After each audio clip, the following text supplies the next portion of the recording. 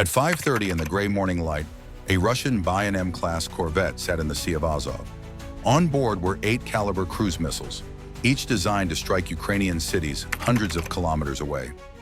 The crew prepared for another launch sequence, believing their mission would unfold as quietly as the many before it, but this time they were being watched. Unseen above the tree line and power lines, 7 Ukrainian drones were already inbound. These weren't improvised quadcopters. They were purpose-built machines, fast, agile, and deadly. Their operators had one goal: cripple the warship before it could fire. The lead drone, a Rybaka model, accelerated to over 400 kilometers per hour. Russian checkpoint guns spotted the noise first, not the silhouette. Tracer fire arced into the sky, each 23mm shell capable of ripping the drone to pieces. The operator knew the danger. He juked hard left, forcing the drone through a hailstorm of exploding rounds. Every movement was a gamble. One wrong twitch and it would be gone. Still, he pressed forward. At maximum thrust, the drone screamed past the checkpoint, its survival bought by seconds and reflexes. But survival came with a cost. The noise and gunfire had lit up the entire sector. Within minutes, messages spread through Russian channels faster than military radios could transmit. Every unit within 10 kilometers was on alert. Surprise had evaporated. Now the mission would be a straight contest of speed, skill, and willpower. The lead Rybaka surged ahead, but the operator's screen suddenly filled with static. Power lines had appeared out of nowhere, barely visible until the last second. He pulled up sharply, clearing the 110,000-volt lines by just 2 meters. Every instrument went haywire.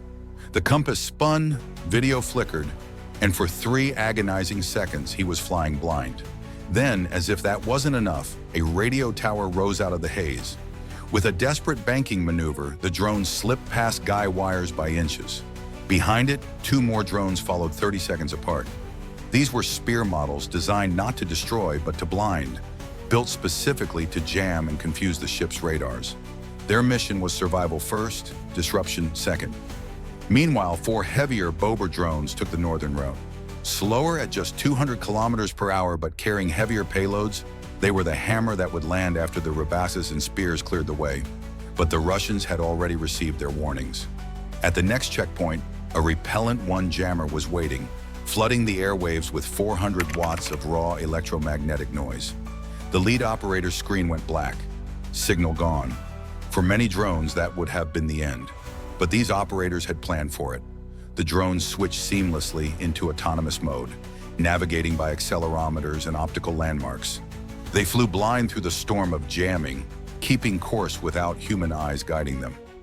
3 long minutes later, the feed returned. Against all odds, the Bobr was still perfectly on track. But ahead, a new threat appeared. A Russian BTR-82 armored vehicle blocking the highway, its machine gun already firing in pre-programmed bursts. The operator dove low into an industrial zone, hoping to use the buildings for cover. But those buildings hid soldiers, dozens of them. They poured out, weapons raised, firing at the whine of drone motors. The drone skimmed at just 10 meters altitude. At this height, physics itself became a shield. Radar on a hilltop that could see 50 kilometers at altitude could only see 12 kilometers against a drone hugging the ground. Invisible corridors opened up. The drones slipped through while gunfire cracked blindly beneath them, but luck has limits. A third Rybaka was shredded mid-flight, spiraling into a parking lot before its warhead detonated in a fireball. 2 Rybakas and 2 Bobrs remained. The mission's margin for error was shrinking fast. The lead Rybaka crested the final ridge, and the operator froze. On his screen was something the briefing had failed to mention: a Russian Pantsir air defense system, fully operational, with its radar sweeping like a searchlight. Within seconds, 6 missiles roared skyward. But these weren't standard surface-to-air missiles. They were Pantsir-ME anti-drone interceptors, specifically developed after commercial quadcopters embarrassed Russian defenses in past wars. Each missile carried a fragmentation warhead packed with 200 tungsten spheres. Upon detonation, they would spread outward at 1,800 meters per second, forming a lethal donut-shaped cloud 10 meters across, more than enough to vaporize a small drone.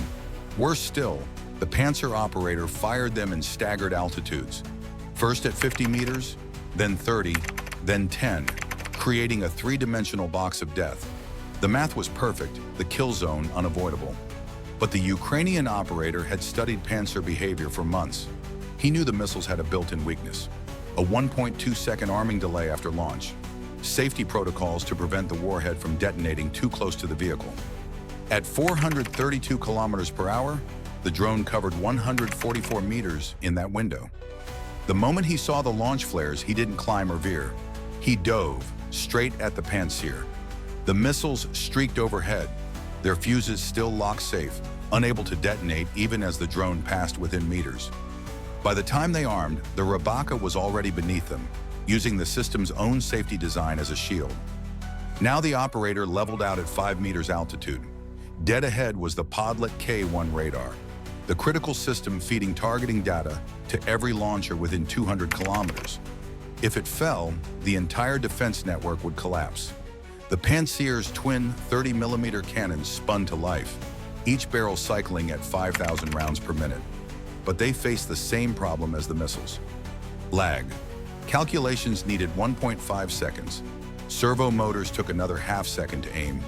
The rounds needed 1.5 seconds more to travel the distance. Total lag, 3.5 seconds.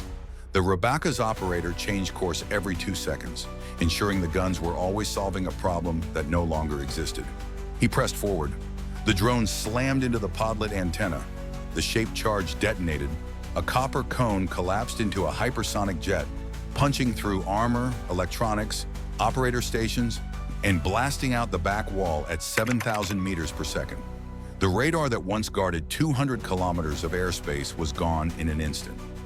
As smoke still poured from the wreck of the Podlet radar, the second Rabaka locked onto its next target, the P-18 Spoon Rest early warning radar, positioned further back. The Pantsir crew switched to thermal imaging backup, hoping the heat signatures would guide their cannons. But dawn was a terrible time to rely on thermal. A temperature inversion had set in, trapping cool air beneath warmer layers. The result was shimmer, distortion, and false heat patterns dancing across the screens. Against jet engines burning at 600 degrees, thermal cameras worked flawlessly. Against a drone motor generating maybe 10 degrees above the surrounding air, the system struggled. Worse still, the warming morning sea created illusions, cold spots appearing as moving shadows. The drone seemed to vanish, then reappear, only to fade again. The Pantsir gunner, desperate, resorted to the so-called water hose technique, firing in a spiral pattern from the drone's last known position, expanding outward in hope of hitting something. That method might work against helicopters too slow to dodge, but these drones could pivot 90 degrees in half a second. 5,000 rounds ripped into the sky, not a single hit. The second Rabaka smashed dead center into the P-18 array. The shaped charge tore through the radar dish, the electronics, and the communications feeds. In one instant, another 200 kilometers of radar coverage vanished. With both the Podlet and the P-18 gone, the Russian Corvette, 4 kilometers offshore, had just lost its eyes. The entire early warning shield meant to protect it was now blind. On the bridge of the Warship, alarms screamed. Their onboard radar was powerful but limited, 40 kilometers of detection at best. That translated to less than 2 minutes of warning time against the incoming drones. The ship, which had been preparing to unleash cruise missiles on Ukrainian cities, was suddenly alone. And in the distance, the operators guiding the heavy bombers knew it was time to strike. The Corvette's radar finally picked up the incoming drones at just 4 kilometers out. But even then, the picture was a nightmare. Blips appeared and vanished with every sweep. At 3 meters above the waves, the drones blended almost perfectly with sea clutter.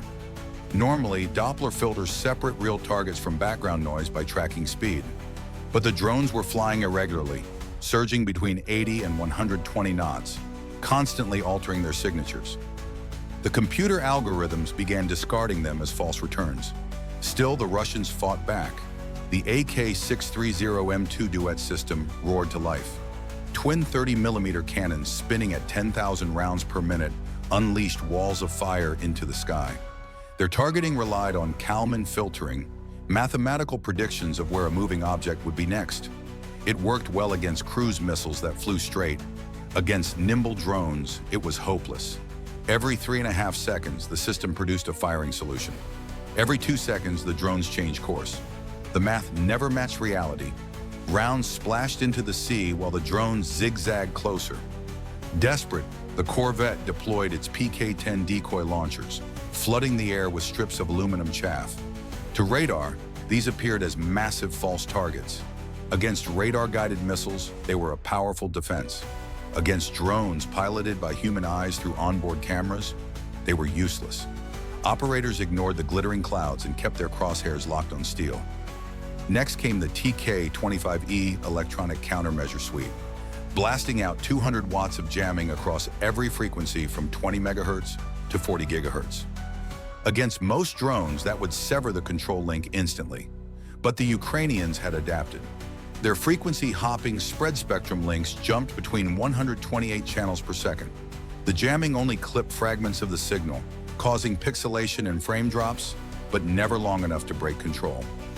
The video degraded from crisp 1080p to grainy 480p, annoying for the operators, but more than enough to finish the job.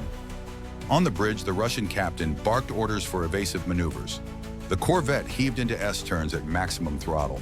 But physics was the great equalizer. The 949-ton vessel needed 15 seconds to swing 30 degrees. The drones could pivot in 50 milliseconds. The pattern was predictable, and the Ukrainian operators knew exactly when to strike. At 500 meters, the lead bober switched from autopilot to full manual control. The operator's screen filled with the Corvette's radar mast, 6 meters of vital electronics jutting into the dawn sky. The duet cannons spat fire, but their barrels couldn't depress below -5 degrees. At low altitude, the drones slipped under their arcs. Russian sailors scrambled with PKM machine guns, firing wildly from the deck. But human reflexes faced impossible math. The drone crossed their field of view in less than a second. The human eye needs nearly a quarter second just to lock focus, another fraction to track, and 2 more seconds to aim. By the time the gunners adjusted, the drone had already moved 100 meters. They were shooting at ghosts. The first bober hit dead center on the radar mast. The shaped charge detonated with surgical precision. Every radar, antenna, and communication link went dark instantly. The Corvette's ability to detect or fire missiles was crippled. But the attack wasn't over. A second bober angled in low, targeting the ship's port side between frames 44 and 52, right where the missile magazine sat behind 15 millimeters of steel plating. The operator had practiced this moment hundreds of times in simulation. He accounted for the ship's slight drift, the 3-degree list from its hard turns, and even the sea spray on his lens. His hands trembled, but he held steady. The impact was perfect.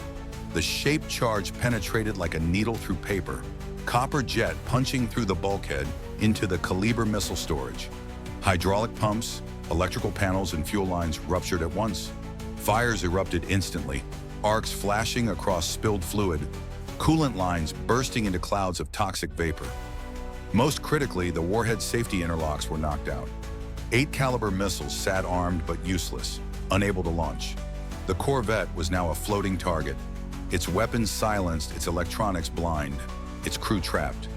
The strikes left the warship burning, black smoke pouring from its superstructure. Internal fires raged through compartments as sailors fought desperately to contain them. The Kalibr missiles, those same weapons meant for Ukrainian cities, remained in their tubes, inert and useless. Damage control teams sealed off flooded sections, while pumps roared to keep the vessel afloat. The Corvette didn't sink, but its proud silhouette was shattered. 12 hours later, limping and scorched, the ship crawled into port. Hull plates were torn open in several places. Radar masts were twisted ruins. Crew members emerged blackened with soot, their uniforms scorched by flash fires. Repair crews swarmed over the wreck, but the prognosis was grim. Recovery would take at least 18 months if Russia could even find replacement parts under sanction. Some systems were beyond repair. Critical radars destroyed, fire control gear melted, entire electronic suites obliterated. The cost? A $500 million warship sidelined indefinitely.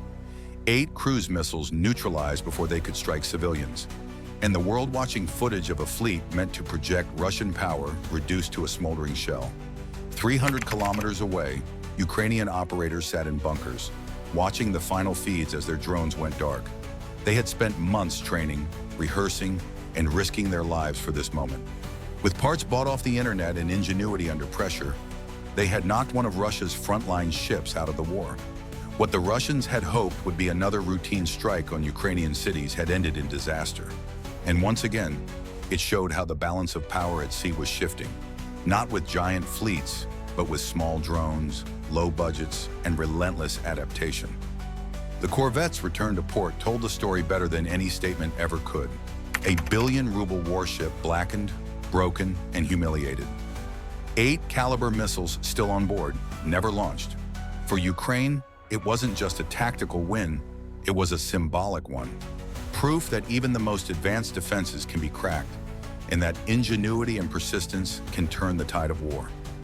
Real war footage from this strike has already spread across social media, showing the world in stark detail how vulnerable Russian ships have become. Every explosion, every plume of smoke, every sailor scrambling on deck, etched into memory. And the message was clear: in modern war, there is no escape.